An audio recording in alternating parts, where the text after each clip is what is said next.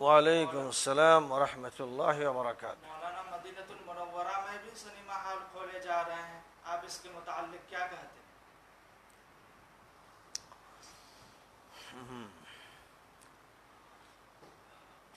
آپ نے محض ایک سوال نہیں کیا ہے، یہ محض ایک انٹرویو کا آغاز نہیں ہے۔ واقعہ یہ ہے کہ اس سوال نے ایک خنجر مار دیا ہے۔ یہ سوال ایسا ہے جو کسی انسان پر آخری درجے کی صدماتی کیفیت مسلط کر دیتا ہے۔ یہ سوال ایسا ہے کہ کسی مسلمان کو ایسا جھنجھوڑتا ہے کہ یہ لگتا ہے کہ شاید کلیجہ پھٹ جائے گا اور ہارٹ اٹیک ہو جائے گا۔ یہ کوئی ہلکی اور معمولی بات نہیں ہے، آخری درجے کی بات ہے، جس پر اگر کوئی مسلمان شعلہ بن جائے، آگ بن جائے، اور جب تک وہ ایسے مجرموں اور دشمنوں کو تہ تیغ نہ کر دے اسے چین نصیب نہ ہو، یہ ایسا سوال ہے، ایسا مسئلہ ہے۔ میں تقریباً 2011 سے مسلسل اس موضوع پر بات کر رہا ہوں، پوری دنیا کے انسانوں سے عربی میں، اردو میں خطاب کر رہا ہوں، میرے سینکڑوں خطابات ہو چکے ہیں۔ میں نے اس موضوع پر مضامین لکھے ہیں، کتابچے تیار کیے ہیں، شائع کیے ہیں، عربی میں بھی، اردو میں بھی۔ اور میں نے جب آل سعود کو ان کی مجرمانہ پالیسیوں اور آل نہیان کو ان کے جرائم کی بنیاد پر نشانہ بنانا شروع کیا تو اس وقت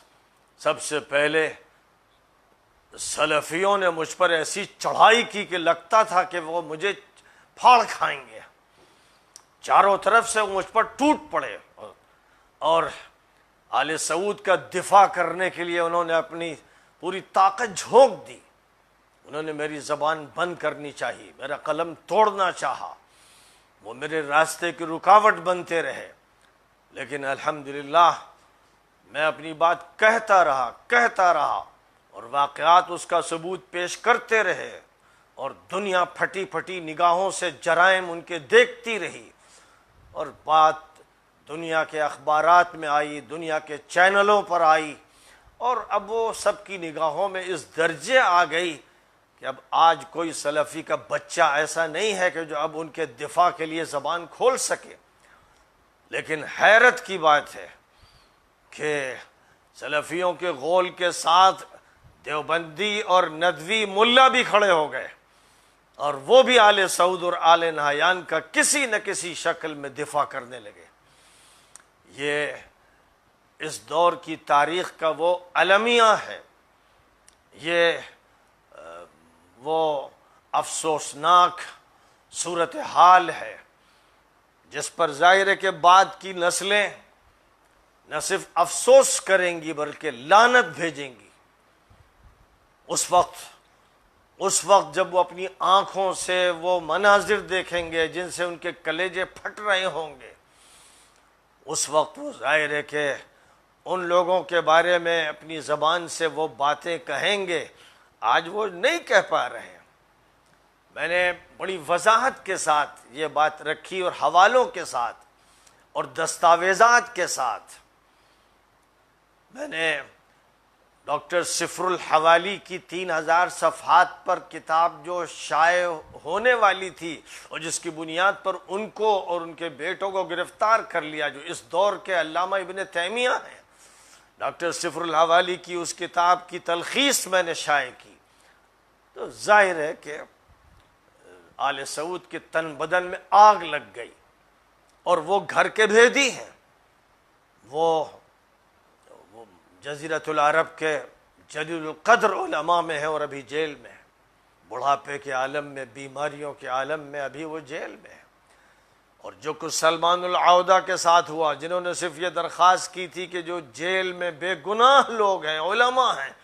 ان کی رہائی کر دی جائے، ان کی بھی صدا سن لی جائے، ان کو جیل میں ڈال دیا گیا۔ اور وقتاً فوقتاً یہ خبریں آتی ہیں کہ کسی وقت بھی ان کو سولی پہ چڑھا دیا جائے گا۔ اور کتنے جلیل القدر علماء ہیں جو آل سعود کی جیلوں میں ہیں، جن کو ٹارچر کیا جا رہا ہے، جن کے نام موجود ہیں، ان کے فوٹو موجود ہیں، جب چاہیے نیٹ پر چیک کر لیجئے۔ جب میں نے ان کی باتوں کو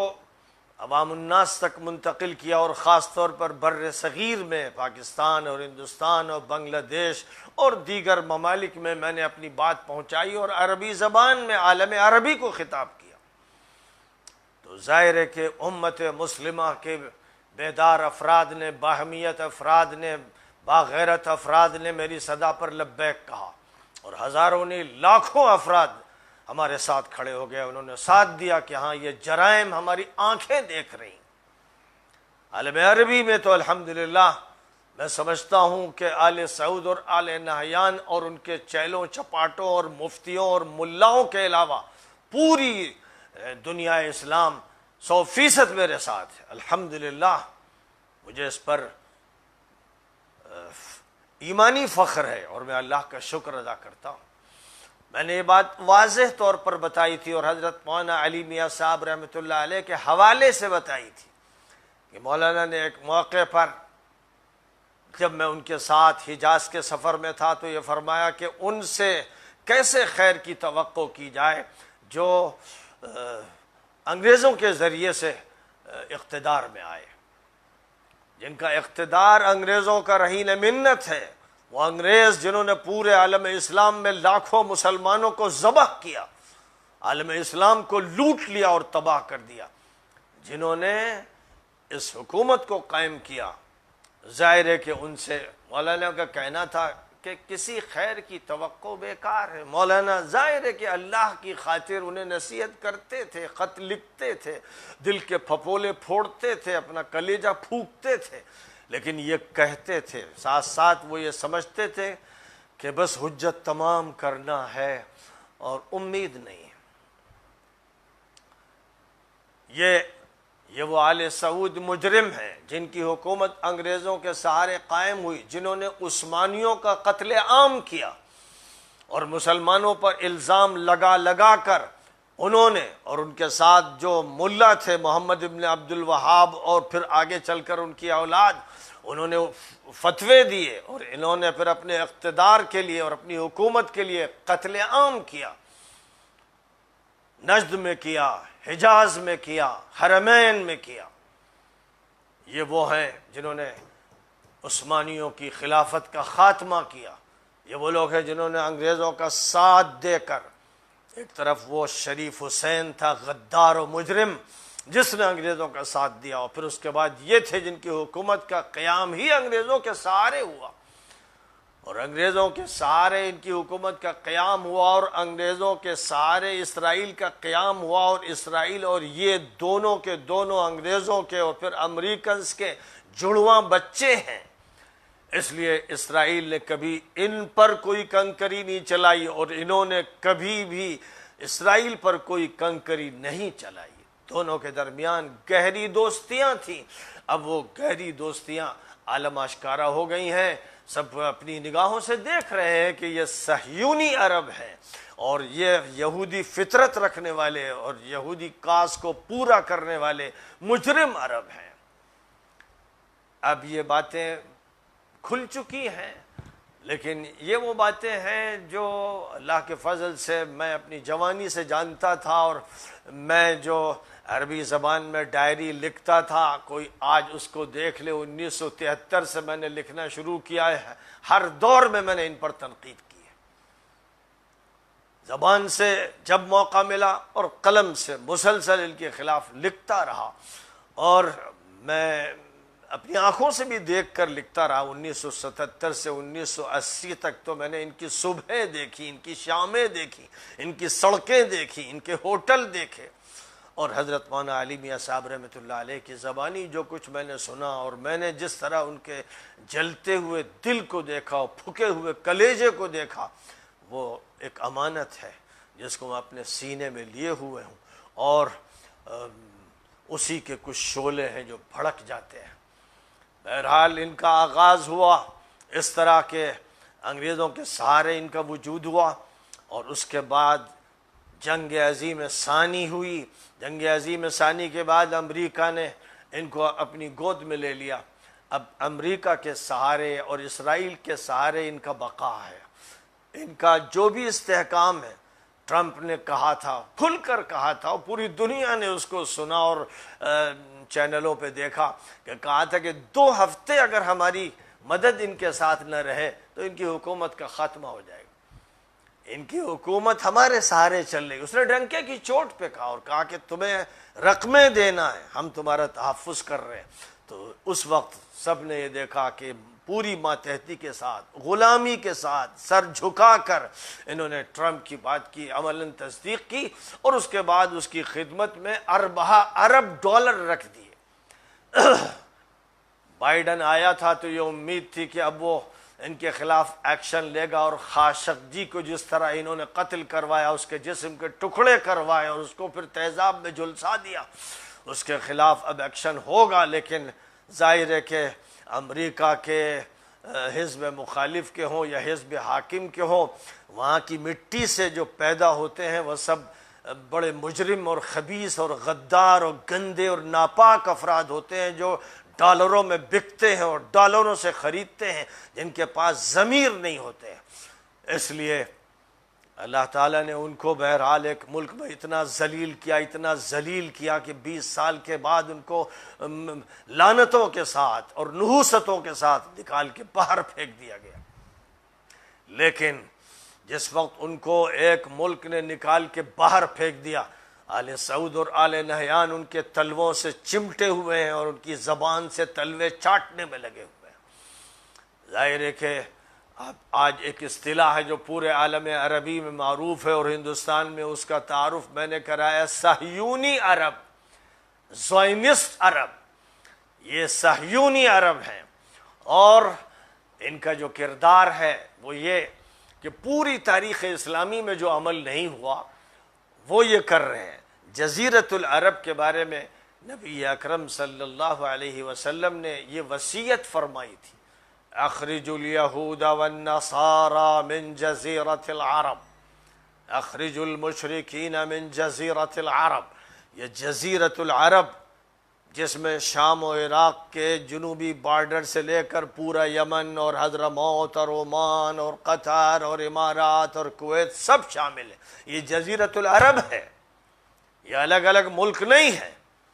اور یہ الگ الگ ملک انگریزوں کے بنائے ہوئے ہیں۔ یہ در حقیقت صہیونیوں اور صلیبیوں کے ملک ہیں، یہ ان کے رجواڑے ہیں جن پر انہوں نے اپنے پٹھوں بٹھا رکھے ہیں۔ عام طور پر عوام تو کیا، جو خواص کہلاتے ہیں، جو علماء کہلاتے ہیں، وہ بھی اتنے اندھے بہرے ہو چکے ہیں کہ ان کو جزیرۃ العرب نہیں معلوم ہے۔ سعودی عرب بولتے ہیں،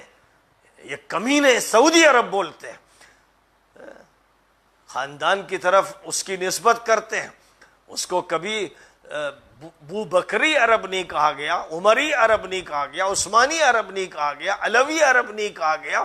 آج ایک خاندان کی طرف اس جزیرۃ العرب کو منسوب کر دیا گیا، اور جو کمینے ہیں وہ بار بار دہراتے ہیں سعودی عرب، یعنی ان کے باپ کی جائیداد ہے، اور اربہ عرب کی لوٹ مچی ہوئی ہے، جو امت کا مال ہے، بیت المال ہے مسلمانوں کا، یہ پٹرول مسلمانوں کا ہے، اور وہاں کا سونا مسلمانوں کا، امت کا ہے۔ اس امت پر یہ ڈکیت مسلط ہو گئے جنہوں نے روزانہ کے اعتبار سے اربہ ارب ڈالرز، بلکہ سونے اور چاندی کے سکے لوٹ رکھے ہیں، اور یہ لوٹ مار اپنی عیاشیوں کے لیے ہے، بدماشیوں کے لیے ہے۔ آپ آؤٹلیٹ کھولیے اور ان کی عیاشیوں کے فوٹو دیکھیے، ان کی فرانس میں عیاشیاں، ان کی برطانیہ میں عیاشیاں، جرمنی میں عیاشیاں، امریکہ میں عیاشیاں. آپ ان کی عیاشیوں کو دیکھنا چاہیے، ان کو ننگا دیکھنا چاہیے، برہنہ دیکھنا چاہیے، ان کی خاندان کی عورتوں کو برہنہ دیکھنا چاہیے. آپ نیٹ پر ساری تفصیلات کسی وقت جمع کر سکتے ہیں. یہ مسلمانوں کے حاکم ہیں. یہ اس لائق ہے کہ مسلمان ان کو حاکم سمجھے اور ان کو خادم الحرمین شریفین کہیں. ظاہر ہے کہ وہ گدھے ہیں جو ان کو خادم حرمین شریفین مانتے ہیں. وہ جاہل ہیں، وہ کمینے ہیں، وہ دوغلے لوگ ہیں. یہ خادم الحرمین شریفین، حرمین شریفین کی عظمت کو توڑنے والے اور حرمین شریفین کی عزت پہ بٹا لگانے والے، یہ وہ مجرم لوگ ہیں. میں نے مسلمانوں کو متوجہ کیا کہ جزیرۃ العرب میں پوری تاریخ اسلامی میں جن لوگوں نے صلیبیوں اور صہیونیوں کے اڈے قائم کیے، تجارت اور معاشیات اور سیاست اور حکمرانی اور اسٹریٹجی، ان سب چیزوں میں شرکت اور ان سب چیزوں میں ان کی بالادستی کو قبول کرنا تو الگ رہا. جزیرۃ العرب میں جس کے بارے میں نبی نے فرمایا تھا کہ یہودیوں اور نصرانیوں کو اس جزیرۃ العرب سے نکال دینا اور شرک کرنے والوں کو اس جزیرۃ العرب سے نکال دینا. اور اس کے بعد کسی کو ہمت نہیں ہوئی، نہ بنی امیہ کو، نہ بنو عباس کو، نہ بنو عثمان کو، کہ وہ لا کر ان نصرانیوں کو یہاں بسائے. حضرت عمر فاروق رضی اللہ تعالی عنہ نے اپنے دور خلافت میں حضور کی وصیت پر عمل کرتے ہوئے ان کو جزیرۃ العرب سے نکال باہر کیا تھا. لیکن پوری تاریخ کے منحوس، بدنصیب، شقی القلب یہ آل سعود ہیں جنہوں نے، یہ دیکھ لیجئے یہ جزیرۃ العرب ہے جس میں یمن خارج نہیں، یہ پورا کا پورا جزیرۃ العرب ہے. عراق اور سیریا کے نیچے جتنا ہے یہ سب جزیرۃ العرب ہمیشہ سے کہلاتا چلا آ رہا ہے. یہ جزیرۃ العرب ہے جس کے جنوب میں صلیبیوں اور صہیونیوں کے اڈے ہیں، جس کے شمال میں صلیبیوں اور صہیونیوں کے اڈے ہیں، اور پھر اس کے یہ ٹکڑے جو ہیں یہ رجواڑے بدماشوں اور عیاشوں کے، اس کے چپے چپے پر صلیبیوں اور صہیونیوں کے اڈے ہیں. اور ان کا ہر ہوٹل قہبہ گری کا ایک اڈا ہے، فحاشی کا ایک اڈا ہے. وہاں کون سی بدماشی اور کون سی عیاشی اور کون سا زنا ہے جو نہ ہوتا ہو. اور یہی صورتحال یہاں کے مختلف علاقوں کے ہوٹلز کا ہے. یہی صورتحال یہاں کے ان حصوں کی ہے کہ جہاں محلات ہیں، ان کے اندر کیا کیا ہو رہا ہے. جو بھی اس کے قریب جاتے ہیں چاہیے تو کبھی ان سے کچھ داستان سن لیجئے، ورنہ تو پر جل جاتے ہیں. سب کو وہاں جانے کی اجازت نہیں. یہاں فوجی اڈے قائم کیے گئے ہیں اور یہ جزیرۃ العرب پورا کا پورا ان کے حوالے کر دیا گیا ہے. اور ظاہر ہے کہ ریاض کی جو حکومت ہے اور جو حجاز میں بھی حکمرانی کر رہی ہے، یہ وہ رجواڑہ ہے جو ان کی حمایت میں قائم ہے. ٹرمپ نے کہا کہ 2 ہفتے یہ حکومت باقی نہیں رہے گی اگر ہم سہارا نہ دیں. اس لیے وہ دھڑلے سے کہتا تھا پیسہ لاؤ اور حفاظت لو. ظاہر ہے کہ یہی وہ اڈے ہیں جو اصلاً صہیونیوں کے ہیں، جو امریکن اڈا کہلاتا ہے، جو برٹش اڈا کہلاتا ہے. یاد رکھیے، یقین رکھیے، 100% مان لیجئے. نہیں مانیں گے تو کل آپ دیکھیں گے اور آنکھیں خون کے آنسو روئیں گی کہ یہ سب اڈے صہیونیوں کے ہیں، یہودیوں کے ہیں. جہاں امریکن اڈا ہے وہ یہودی اڈا ہے، وہ صہیونی اڈا ہے، وہ صلیبی اڈا ہے. اور جب سے محمد بن سلمان جیسا منحوس مسلط ہوا ہے، اس کا باپ زندہ رکھا جا رہا ہے اللہ کی طرف سے تاکہ پوری حجت قائم کر دی جائے، اور یہ اپنی زندگی میں اپنی اس بیٹے سے ہر جرم کروا لے. اس نے اعلان کیا کہ 300 سینما گھر قائم کیے جائیں گے. تو ہمارے ملا، ہمارے مفتی، قاضی جو ہر مسئلے پہ بولتے ہیں، چیختے ہیں، چلاتے ہیں، داڑتے ہیں، خاموش رہے، بلکہ کسی نہ کسی بہانے سے تائید کرتے رہے. حج بہت اچھا ہوا، حج کامیاب ہوا، حج میں کوئی بات نہیں ہوئی. یہ تعریف کے پہلو نکالتے رہے. یہ جو ایجنٹ ہیں، صہیونی ایجنٹ ہیں جو ہمارے علماء کہلاتے ہیں، یہ کرتے رہے. پھر میں نے لوگوں کو بتایا کہ یہ جو علاقہ ہے قوم سمود کا علاقہ جہاں اللہ کا عذاب آیا تھا، حضور نے فرمایا تھا کہ یہاں سے روتے ہوئے گزرو جب آپ تبوک تشریف لے گئے تھے۔ اور یہ اوپر کا علاقہ جو قوم لوط کا علاقہ ہے، جن پر پہاڑوں سے دیکھتے ہوئے انگارے برسائے گئے اور ان کو زمین میں دھسا دیا گیا، یہ وہ پورا علاقہ ہے جہاں پر ریزارٹ بنائے جا رہے ہیں، یہاں پکنک اسپاٹ بنائے جا رہے ہیں، اور نیوم کے نام سے ایک شہر بسایا جا رہا ہے جس میں کوئی مداخلت شریعت کی نہیں ہوگی، اور ساحلی پٹی پر پوری طرح سے عریانیت کی اور ہر طرح کی فحاشی کی اجازت ہوگی۔ یہاں وہ قانون نہیں چلے گا جس کو دکھانے کے لیے نمائشی طور پر حجاز میں چلایا جاتا ہے۔ تو یہ نیوم شہر ہے، میں نے بتایا تھا کہ یہ دجال کا شہر ہے، اور یہ دجال کا شہر اسرائیل کے تعاون کے ساتھ قائم کیا جا رہا ہے۔ میں نے یہ بھی بتایا تھا کہ مدینہ منورہ کے قریب میں اس جگہ پر جہاں شاہ فہد کا محل ہے، یہ وہ محل کسی وقت دجال کا محل ہوگا، دجال یہاں آئے گا۔ حدیثوں میں فرمایا گیا کہ وہ مدینہ کے قریب تک آ جائے گا، تو مدینہ کے قریب ظاہر ہے کہ وہ صحرا میں کھڑا نہیں رہے گا، وہ تو پوری دنیا کا حاکم ہوگا، اور بیت المقدس میں اس کا قصر سلطانی ہوگا، اور وہ شہر نیوم میں پہلے آ کر آرام کرے گا۔ یہاں کے ریزارٹ جو اعلیٰ سے اعلیٰ ہوں گے، اور سب سے اعلیٰ جو محل ہوگا وہاں آ کے ٹھہرے گا، اور مدینہ منورہ کی طرف بڑھے گا تو پھر وہ شاہ فہد کے نام سے جو محل ہے صلاح کے علاقے میں، وہاں آ کے ٹھہرے گا۔ یہ ایک دجالی نظام ہے جس کے لیے پہلے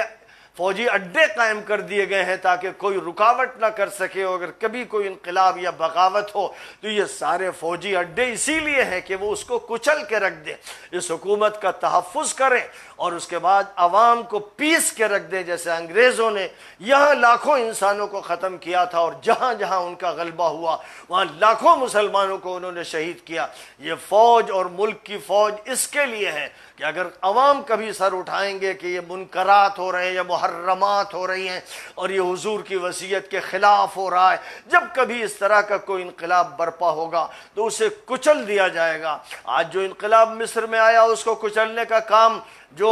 بادشاہ شاہ عبداللہ تھے انہوں نے کیا، اور جو انقلاب تیونس میں آیا اس کو کچلنے کا کام اسی حکومت نے کیا، اور اس سوڈان میں انقلاب برپا کرنے کا کام اسی حکومت نے کیا، اور سیریا میں لاکھوں مسلمانوں کو مجبور کر دینے اور ان کو یا تو ہلاک کر دینے یا ہجرت پر مجبور کر دینے کا کام یہاں پر جو جدے کے اندر جو 65 ملکوں کا اتحاد اور الائنس امریکہ کی سرپرستی میں قائم کیا گیا، یہی وہ الائنس تھا جس کے جہاز کارپیٹ بمبنگ کر کے محلوں کو تباہ کر رہے تھے، اور جتنے بھی سنی تھے جو مقابلہ کر رہے تھے نصیریوں سے ان کو تباہ کر دیا۔ اور آج صورتحال یہ ہے کہ لاکھوں افراد ترکی میں ہجرت پر مجبور ہیں، اور لاکھوں افراد اردن میں ہیں، اور لاکھوں افراد ادھر ادھر تتر بتر ہیں۔ یہ سب یہاں جدے میں جو الائنس قائم ہوا تھا امریکہ کی سرپرستی میں، اس الائنس کے نتیجے میں ہوا۔ پہلے عراق کو برباد کیا، صدام کو تباہ کر کے موقع ایران کے شیعوں کو دیا کہ وہ عراق پر غالب آ جائیں، سیریا پر غالب آ جائیں، لبنان ان کے ہاتھ میں چلا جائے۔ یمن میں حوثیوں کی مدد شاہ عبداللہ نے کی تھی تاکہ اخوانی نہ غالب آ سکیں۔ یہ سب میں بتاتا رہا، کھولتا رہا، عربی کے چینلز پر تفصیلات آتی رہیں، تجزیے شائع ہوتے رہے، اور یہاں پر بھی جو سنجیدہ مضامین لکھنے والے ہیں انہوں نے باتیں لکھی، لیکن کوئی توجہ نہیں دی گئی۔ عوام ایسے ہو گئے جیسے سمن بکمن عمیٌ فہم لا یرجعون، اندھے بہرے گونگے بن گئے۔ اس کا سب سے بڑا الزام یہ جو عوام کو اندھا بہرا بنایا گیا، اور جس کے نتیجے میں ہوتے ہوتے اب آج یہ سوال ہو رہا ہے کہ مدینہ منورہ میں 10 سینما ہال قائم کر دیے گئے یا بس کیے جانے والے ہیں۔ ابھی حج کے زمانے میں جدے میں رقص و سرود کی محفلیں ہو رہی تھی، ہر طرح کی عیاشی اور فحاشی کے نمونے جدے میں پیش کیے جا رہے تھے۔ جب مکہ مکرمہ میں حاجی صاحبان آ رہے تھے اس سے پہلے بھی یہ ہو رہا تھا، اور ابھی بھی ہو رہا ہے۔ جو سچائیاں ہیں ان سچائیوں کو قبول کرنے کی ضرورت ہے، اور مدینہ منورہ میں اب سینما گھر ہوں گے. اور یاد رکھیے کہ یہی مدینہ منورہ ہے جہاں پر یہ آل سعود کی تحریک یہ چاہتی تھی کہ حضور کا قبہ بھی ڈھا دیا جائے، یعنی نعوذ باللہ حضور کی شان میں بھی گستاخی کرنے پر یہ تلے ہوئے تھے، اور ابھی تو یہ کھلی گستاخی کر رہے ہیں، حضور کی وصیتوں کا مذاق اڑا رہے ہیں. اور حضور نے کہا تھا کہ دیکھو یہاں سے یہودیوں نصرانیوں کو اور شرک کرنے والوں کو نکال دینا. اب یہ ان کے فوجی اڈے قائم کر چکے ہیں اور دہائیوں سے قائم کر چکے ہیں، آج نہیں ہوئے ہیں. پورا ملک ان کے حوالے ہے، اور بحر احمر ان کے حوالے ہے، بحر عرب ان کے حوالے ہے، اور اس کے بعد یہ خلیج فارس ان کے حوالے ہے. یہ سب ان کے حوالے کرنے والے مجرم یہ ہیں، یہ جو اس ملک پر حکمرانی کر رہے ہیں اور ٹرمپ کے سہارے کرتے رہے، بائیڈن کے سہارے کر رہے ہیں. اس سے پہلے جتنے بھی بدماش صلیبی حکمراں گزرے ہیں ان کے سہارے یہاں پر یہ حکومت کرتے رہے. اور جب آنکھیں کھولی گئیں تو پھر کچھ ایسے شیخ اور کچھ ایسے پیراں کچھ ایسے مولانا رہے جنہوں نے ہمیشہ آوازیں بند کر دی اور وہ ان کی تائید کرتے رہے. آج پھر میں کہتا ہوں، میں بار بار کہہ چکا ہوں کہ رقص و سرود کی محفلیں اور دجال کا یہ شہر اور دجال کا ایک محل اور فوجی اڈے، یہ سب اس کے لیے کافی تھے کہ ان کے خلاف بگل بجا دیا جاتا، انقلاب کی دعوت دی جاتی اور ان کے خلاف یہ کہا جاتا کہ پوری امت کھڑی ہو جائے اور حرمین شریفین کو ان کے قبضے سے آزاد کیا جائے. اور جب علامہ سید سلیمان ندوی اور مفتی کفایت اللہ گئے تھے اور آل سعود سے ملے تھے اور یہ کہا تھا کہ حرمین کو عالمی نگرانی میں دیا جائے، یہ آپ کے صرف خاندان کے لیے نہیں ہے، تو شاہ عبدالعزیز نے بات ان کی سنی انسنی کر دی تھی. یہ بات آج پوری قوت سے پھر اٹھانی چاہیے کہ عالم اسلام کی تحویل میں حرمین کو دینا ہے. اور عالم اسلام میں جو امت مسلمہ ہے اس سے میں کہتا ہوں کہ اس مطالبے کو پوری شدت کے ساتھ رکھا جائے. اور جو علماء آل سعود سے وابستہ ہیں،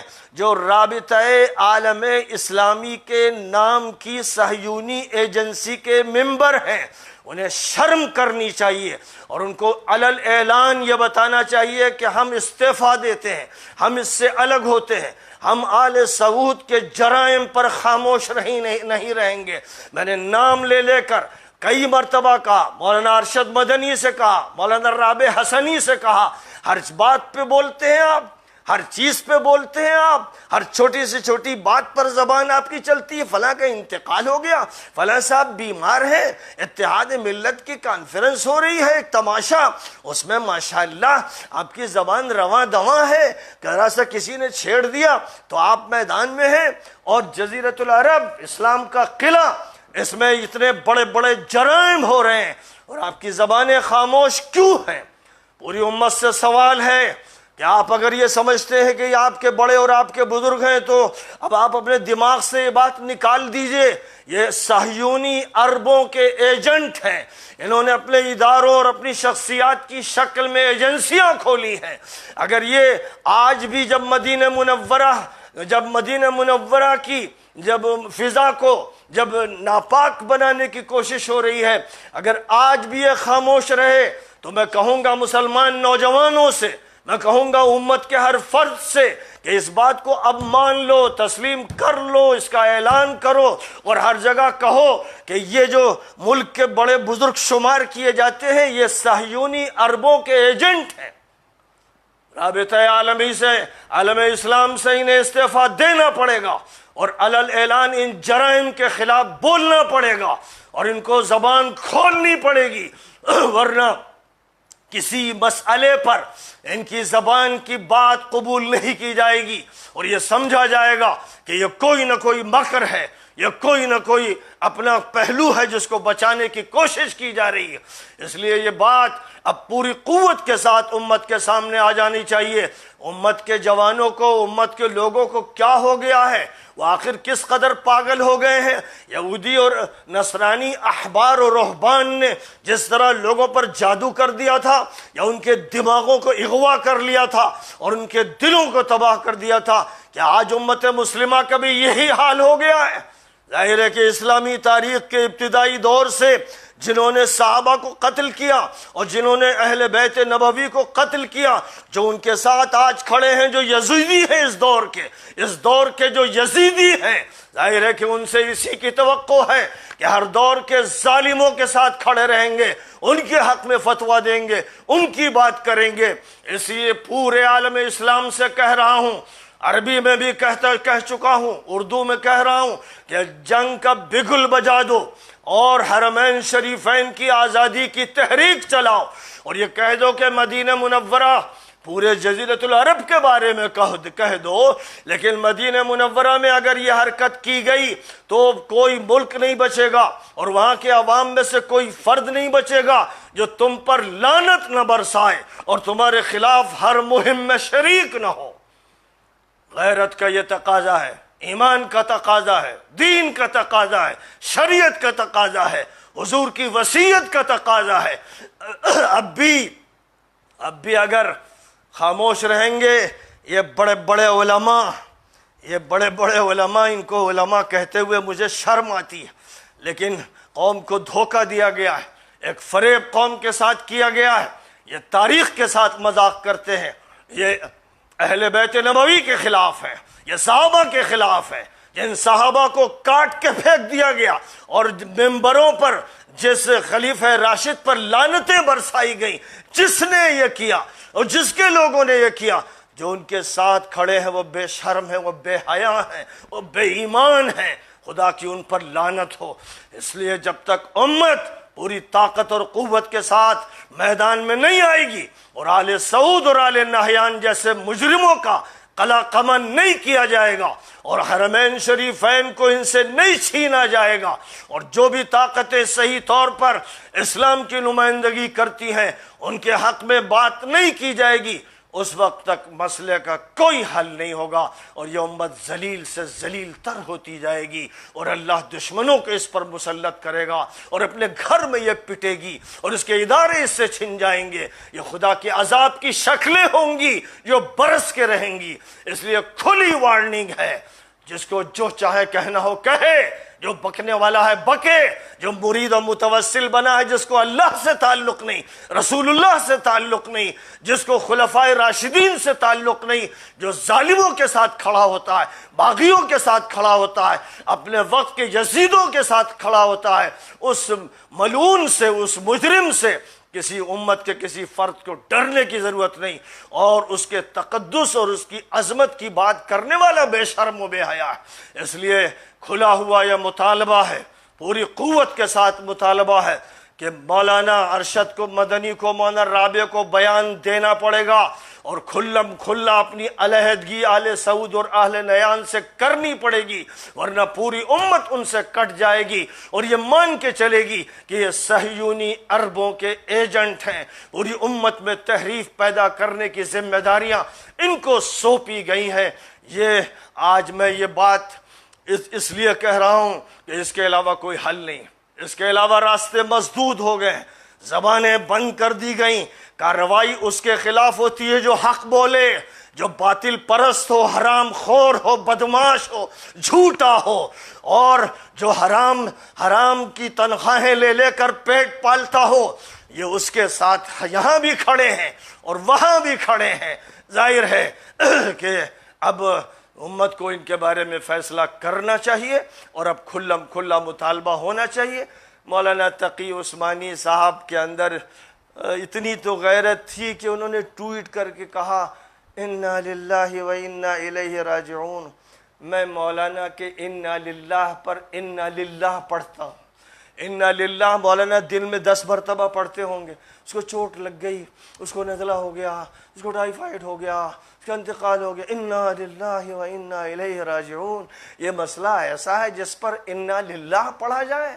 مولانا تقی صاحب سے کہتا ہوں کہ جتنی بھی تنظیمیں ہیں رابطہ اور فقہ اسلامی کی، ان سے علیحدگی کا اعلان کریں اور پاکستان میں یہ کہہ دیں صاف طور پر کہ پاکستان کو آل سعود کی ان حرکتوں کے خلاف کارروائی کرنی چاہیے، پاکستان کو آگے بڑھ کر حرمین شریفین کی ذمہ داری لینی چاہیے، مولانا یہ لب جھب باتیں نہیں چلنے والی ہیں، اور اپنی فقہ کی زبان کو کنارے ڈالیے، کبھی تو انقلاب کی زبان بھی بول دیا کیجئے، اور کبھی تو غیرت کی آگ بھی لگا دیا کیجئے، اور کبھی تو پوری امت کو بھی للکار دیا کیجئے۔ مجھے آپ کا ٹویٹ پڑھ کر ایک افسوس ہوا کہ اس انا للہ پر میں انا للہ پڑھتا ہوں، جب بات کرنی تھی اس طرح کہ تیغ برہ ہوتے اور اس وقت کے خالد ابن الولید بن جاتے ان منافقوں کے خلاف۔ اس وقت یہ کہا جا رہا ہے ارے مدینہ منورہ میں بھی سینما گھر،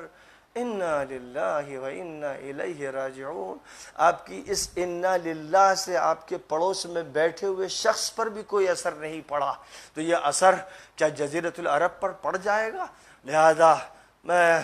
آپ سے عاجزانہ درخواست کر سکتا ہوں، سزا لگا سکتا ہوں، چیخ سکتا ہوں، کہہ سکتا ہوں، غیرت بھڑکا سکتا ہوں، پاکستان کے تمام عوام سے کہتا ہوں کہ حرمین شریفین کی ذمہ داری کہو کہ تمہارے ذمہ دار لیں، اور پوری دنیا میں جو اسلام کی نمائندگی کرنے والے ہیں وہ اس ذمہ داری کو قبول کریں۔ اردوغان کو چاہیے کہ ذمہ داری حرمین کی دوبارہ واپس لیں، اور عثمانیوں کا خون جو حجاز میں بہایا گیا اب وقت آ گیا ہے کہ اس کا انتقام لے مجرموں سے۔ اور اسی طرح قطر سے کہوں گا، چھوٹا سا ملک ہے، اپنے اماموں کو تیار کرو کہ اب وہ حرمین شریفین کی امامت کریں۔ آزادی کا ثبوت دو، بنو تمیم سے اگر نسبت رکھتے ہو تو نبی پاک نے فرمایا تھا کہ آخری دور میں سب سے زیادہ دجال کا سخت مقابلہ بنو تمیم کریں گے، تو میں قطر کے حاکم سے کہتا ہوں کہ اگر بنو تمیم سے تمہاری کوئی نسبت ہے